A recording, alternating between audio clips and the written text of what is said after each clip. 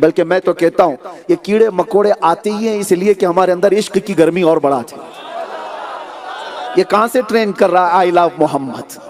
کہاں سے ٹرین کر رہا ہے؟ پوری دنیا میں آج یہ بات آ گئی ہے، ہر کوئی اپنے اپنے انداز سے حضور پاک کی بارگاہ میں محبت کا اظہار کر رہا ہے۔ اسی لیے کہا گیا ہے کہ محمد عربی کے شعر کئی دنوں سے سوتے رہتے ہیں، تو کوئی گیدڑ آتا ہے آواز کرتا ہے تو یہ پھر سے جاگ جاتے ہیں، پھر سے جاگتے ہیں۔ یہ جو کچھ بھی انسیڈنٹ ہوتے ہیں یہ حادثے ہیں، اس سے گھبراؤ مت، اس سے پریشان نہ ہو، یہ تمہیں حضور پاک صلی اللہ تعالیٰ علیہ وسلم کی محبت جگانے کے لیے آتے ہیں۔ اور آج ہر بچہ یہ پکار رہا ہے آئی لو محمد۔ افریقہ والے کہہ رہے ہیں اس بات کو،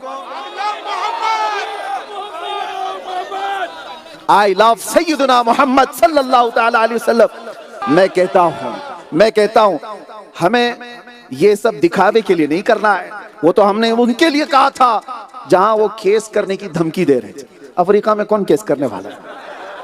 ہم ان سے کہہ رہے تھے کہ اگر آئی لو محمد کہنے پر کیس ہو سکتا ہے تو ہم 99 بار کہیں گے، ہم کہیں گے، لیکن یہاں پر ہمیں ایسی کوئی چیز نظر نہیں آتی، تو ہم کسی کو دکھاوے کے لیے نہیں کر رہے، لیکن پھر بھی بارگاہ مصطفیٰ صلی اللہ تعالیٰ علیہ وسلم میں ہم یہ عریضہ پیش کرتے ہوئے عرض کرتے ہیں کہ ہم محبت کرتے ہیں سیدنا محمد صلی اللہ تعالیٰ علیہ وسلم سے، ہم محبت کرتے ہیں سیدنا احمد صلی اللہ علیہ وسلم سے۔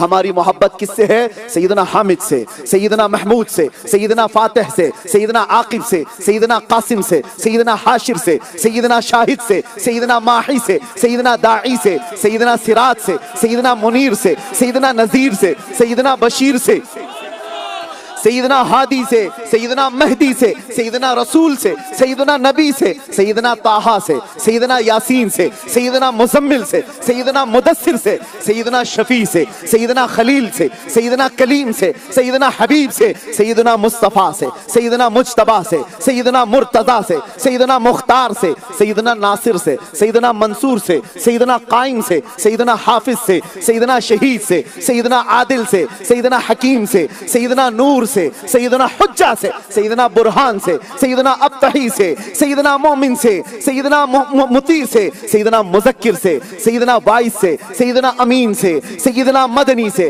سیدنا ہاشمی سے، سیدنا عربی سے، سیدنا تہامی سے، سیدنا مدری سے، سیدنا نظاری سے، سیدنا قریشی سے، سیدنا صادق سے، سیدنا مصدق سے، سیدنا باعث سے، سیدنا امین سے، سیدنا ناطق سے، سیدنا صاحب سے، سیدنا تاسین سے، سیدنا حامیم سے، سیدنا طیب سے، سیدنا جواد سے، سیدنا یتیم سے، سیدنا غنی سے، سیدنا عالم سے، سیدنا طاہر سے، سیدنا مطہر سے، سیدنا خطیب سے، سیدنا ناہی سے، سیدنا فصیح سے، سیدنا شفیع سے، سیدنا شافی سے، سیدنا سید سے، سیدنا منقی سے، سیدنا اولا سے، سیدنا رحمہ سے، سیدنا اول سے، سیدنا آخر سے، سیدنا ظاہر سے، سیدنا باطن سے، سیدنا رحمہ سے، سیدنا اولا سے، سیدنا اکرم سے، سیدنا مکرم سے، سیدنا محلل سے، سیدنا محرم سے، سیدنا مبلغ سے، سیدنا مقتصد سے، سیدنا مقتصد سے، سیدنا شفیع سے، سیدنا مقتصد سے، سیدنا مکی سے،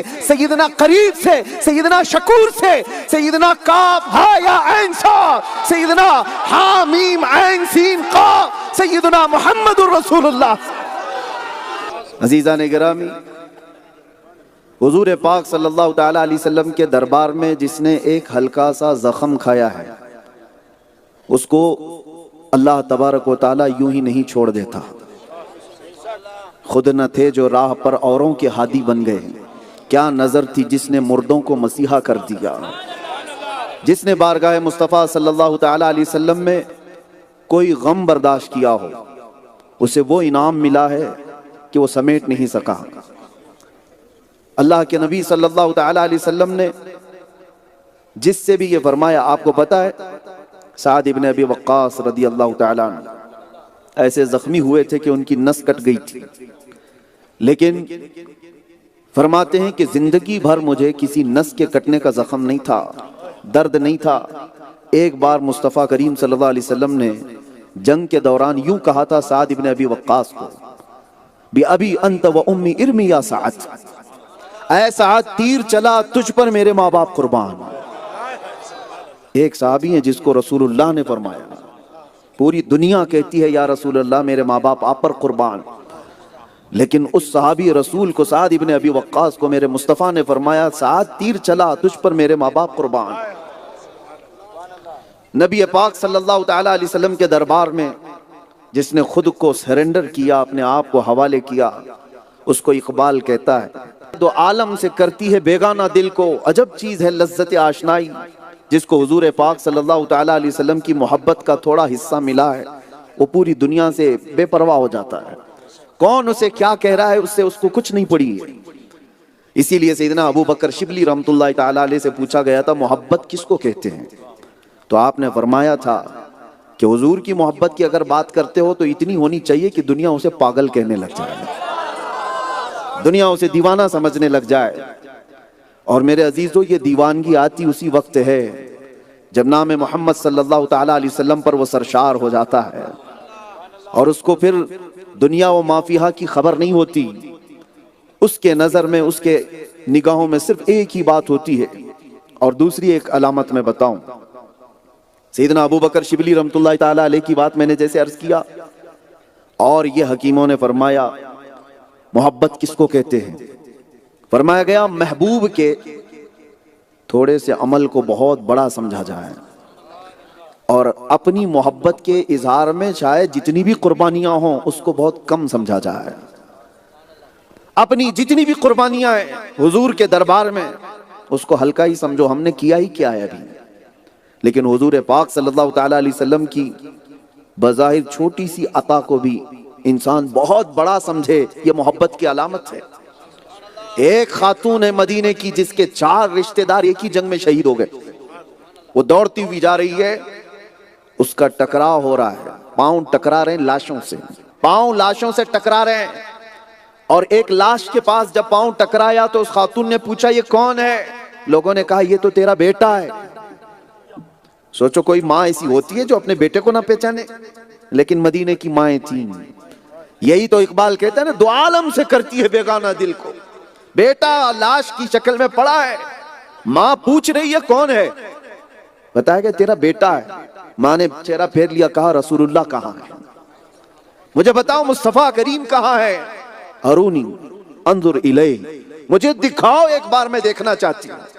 صحابہ کہتے ہیں اس خاتون کو کیا کہا جائے جس کا بھائی اس جنگ میں شہید ہوا، جس کا بیٹا شہید، جس کا باپ شہید، جس کا شوہر۔ ایک عورت کے لیے 4 رشتے بڑے اہم ہوتے ہیں دنیا میں، جب عشق رسول کسی کے سینے میں سما جاتا ہے تو بڑی سی بڑی تکلیفیں اس کے لیے ہلکی لگتی ہیں۔ 4 رشتوں کی لاشیں پڑی ہیں، وہ حضور کو دیکھنا چاہتی ہیں۔ صحابہ نے جب کہا حضور سلامت ہیں تو وہ کہتی نہیں مجھے دکھاؤ۔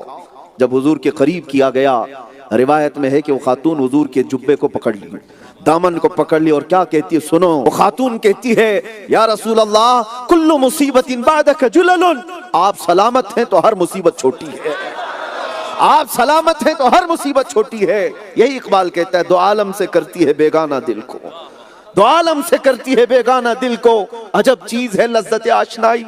جس کو حضور کی محبت ملی، آج تم کس کس درد کی داستانیں سنا رہے ہو لوگوں کو کہ میرا مال لٹ گیا ہے، میرا باپ تباہ ہو گیا ہے، میری اولاد بگڑ گئی۔ یہ سارے شکوے کس کو کر رہے ہو؟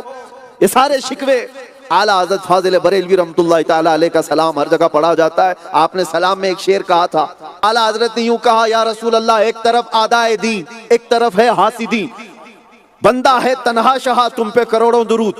کس کی بارگاہ میں کہا؟ حضور کی بارگاہ میں۔ سنو توجہ سے، یہ ایک طرح کی شکایت ہے یا نہیں؟ ہم بھی کرتے ہیں۔ ایک طرف آدائے دین، مطلب ایک طرف دین کے دشمن بھی پریشان کر رہے ہیں، اور ایک طرف ہے حاسدین، حسد کرنے والے بھی پریشان کیے ہوئے ہیں۔ بندہ ہے تنہا شہا تم پہ کروڑوں درود۔ آقا میں بیچ میں تنہا ہوں، دشمنان دین بھی ہے ایک طرف، حاسدین بھی ہے ایک طرف، میں تو تنہا ہوں۔ لیکن اس کے فوراً بعد اعلیٰ حضرت نے کیا کہا؟ یہ تو بارگاہ مصطفیٰ میں شکایت اس سے کی جائے جو دلوں کے حالات بھی جانتا، اس سے کہی جائے۔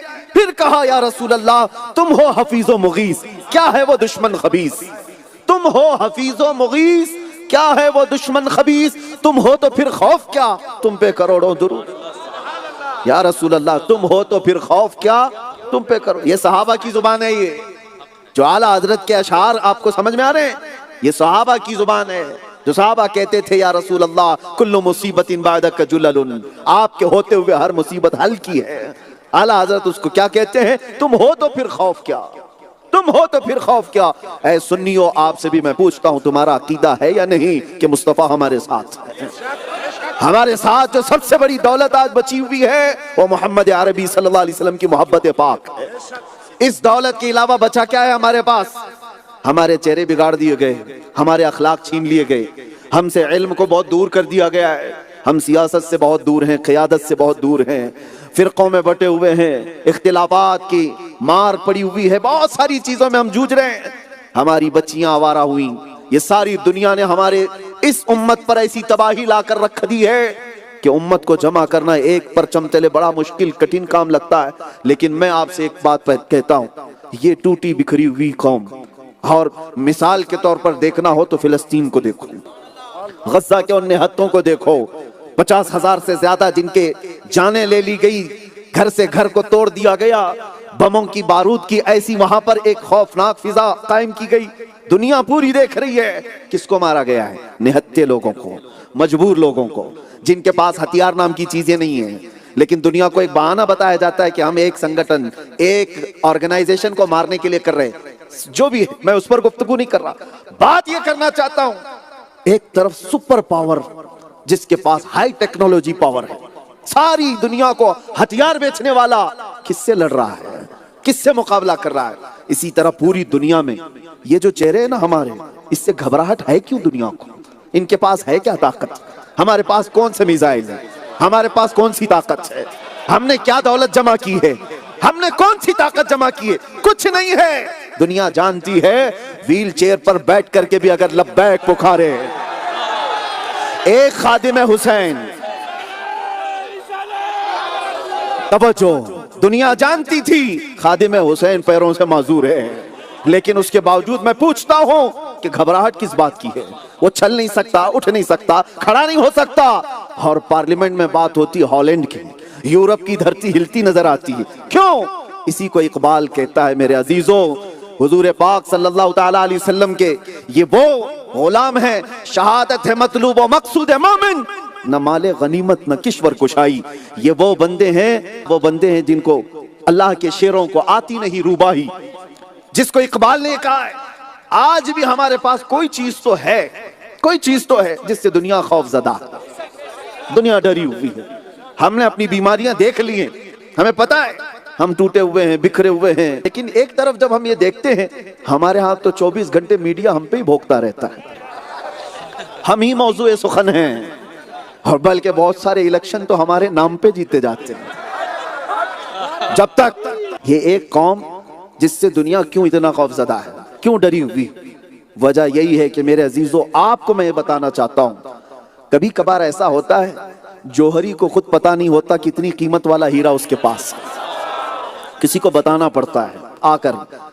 کچھ جوہری ایسے ہوتے ہیں جو پشتی نہیں ہوتے، یعنی باپ دادا وغیرہ سب جوہری تھے، جوہری سمجھتے ہیں نا، ڈائمنڈ کا کام کرنے والے کو جوہری کہتے ہیں، باپ بھی جوہری تھا، دادا بھی جوہری تھا، سب جوہری تھے، ڈائمنڈ کا کاروبار کرتے، لیکن بچہ ابھی جوان ہوا، اس کے گھر میں بہت سارے ڈائمنڈ رکھے، اس کو معلوم ہی نہیں ہے اس کی قیمت مارکیٹ میں کیا ہے۔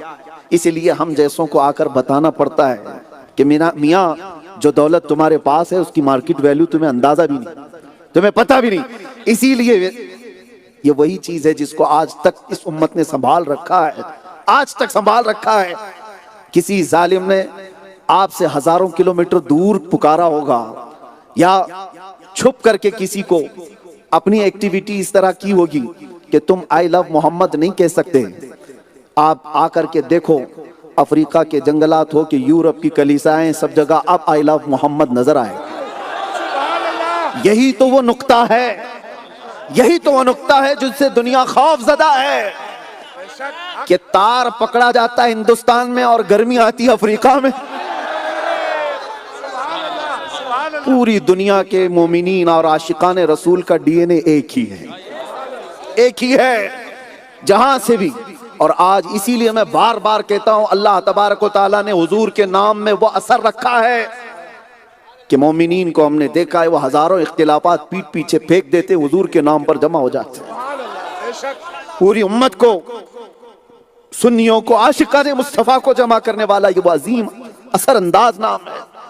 عزیزان گرامی وقار، اقبال نے پھر کہا تھا کچھ بات تو ہے کہ مٹتی نہیں ہستی ہماری، کچھ بات تو ہے کہ مٹتی نہیں ہستی ہماری، صدیوں رہا ہے دشمن دور زماں ہمارا، یونان و مصر و روما سب مٹ گئے جہاں سے۔ یونان بہت پاورفل تھا، مصر بہت پاورفل تھا، روما بہت پاورفل تھا، یونان و مصر و روما سب مٹ گئے جہاں سے، باقی مگر ہے اب تک نام و نشاں ہمارا۔ وجہ کیا ہے؟ توحید کی امانت سینوں میں ہے ہمارے، اور دنیا کو بتا دو عشق رسول کی امانت سینوں میں ہے ہمارے، آسان نہیں مٹانا نام و نشاں ہمارا۔ یہ جب تک تم سنبھالے رہو گے کوئی دنیا کی طاقتیں تمہیں صفحہ ہستی سے ختم نہیں کر سکیں گی۔ اور اب تو میں اور بڑے چیلنج کی بات کر رہا ہوں، یہ بات نہیں، توجہ، جس کو جس چیز سے درد ہوتا ہے نا وہ بیماری اس کو آ ہی جاتی ہے۔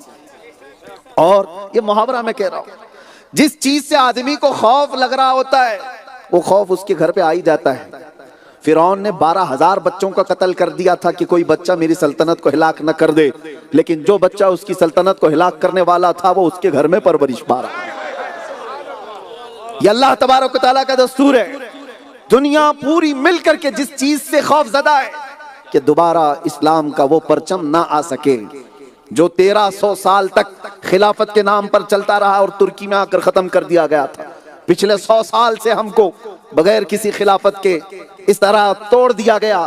آج پتہ ہے آپ کو 2 جملے کہنے سے دنیا ڈرتی ہے، اور انہی 2 جملوں کو ختم کرنا چاہتی ہے کہ مسلمان کی زبان پر 2 جملے نہ آئیں، خلافت کا نام نہ آئے، جہاد کا نام نہ آئے۔ یہ 2 چیزوں کو توڑ دیا جائے اور اتنا اس کا پروپیگنڈا بنایا جائے، دنیا اور مسلمان بھی اس سے ڈرنے لگ گئے کہ یہ بولیں گے تو پتہ نہیں ہم کو ٹیررسٹ گھوشت کر دیا جائے گا۔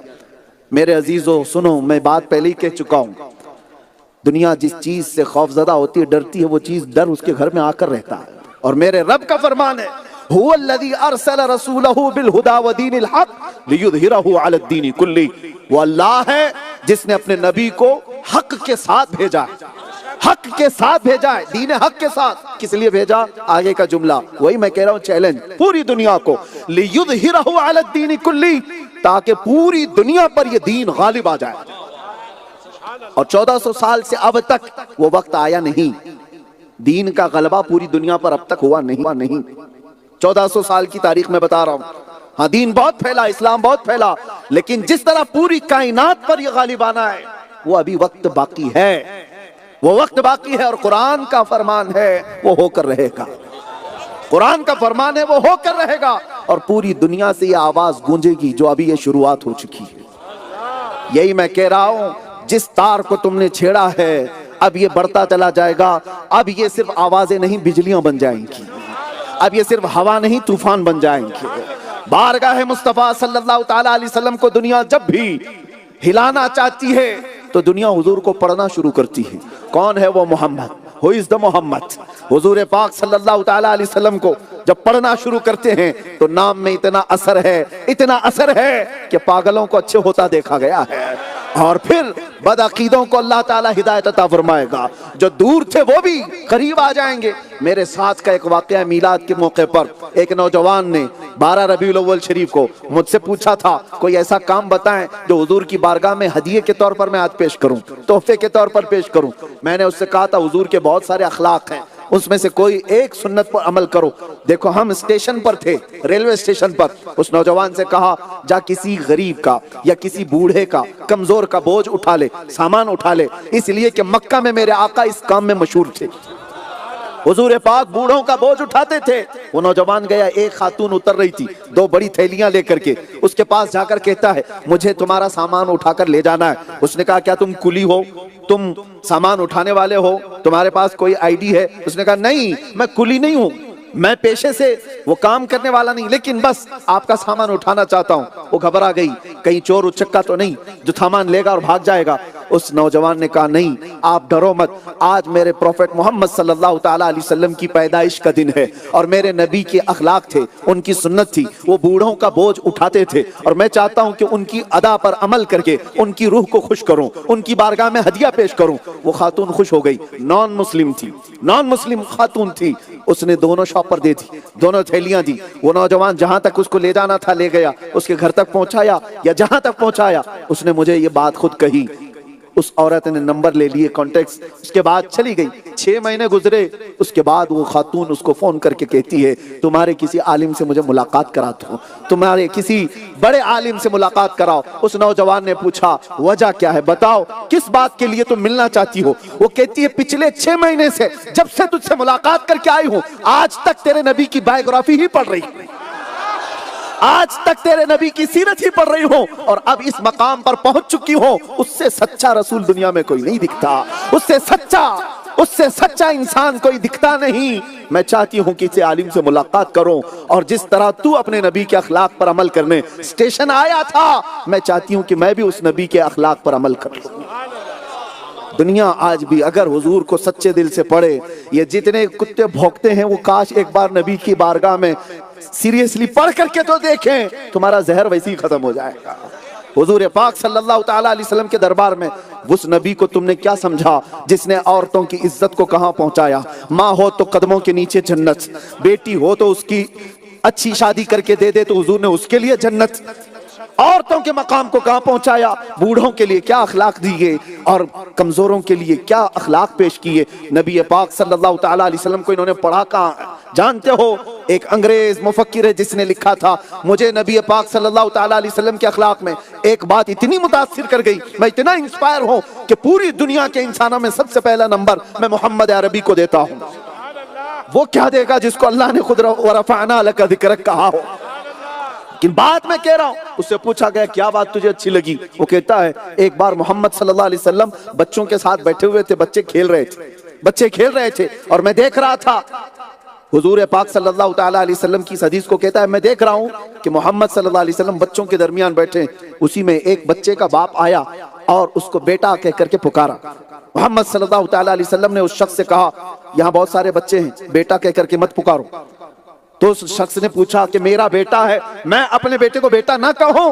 حضور نے کہا کہ اپنے گھر میں بیٹا کہہ کر پکار، یہاں نہیں، اس لیے کہ یہاں بہت سے یتیم بچے بھی کھیل رہے ہیں، ان کا باپ نہیں۔ یہ ہے محمد عربی صلی اللہ تعالیٰ علیہ وسلم کی وہ عظیم اخلاق۔ عزیزان گرامی وقار، اقبال نے پھر کہا تھا کچھ بات تو ہے کہ مٹتی نہیں ہستی ہماری، کچھ بات تو ہے کہ مٹتی نہیں ہستی ہماری، صدیوں رہا ہے دشمن دور زماں ہمارا، یونان و مصر و روما سب مٹ گئے جہاں سے، باقی مگر ہے اب تک نام و نشاں ہمارا۔ وجہ کیا ہے؟ توحید کی امانت سینوں میں ہے ہمارے، اور دنیا کو بتا دو عشق رسول کی امانت سینوں میں ہے ہمارے، آسان نہیں مٹانا نام و نشاں ہمارا۔ یہ جب تک تم سنبھالے رہو گے کوئی دنیا کی طاقتیں تمہیں صفحہ ہستی سے ختم نہیں کر سکیں گی۔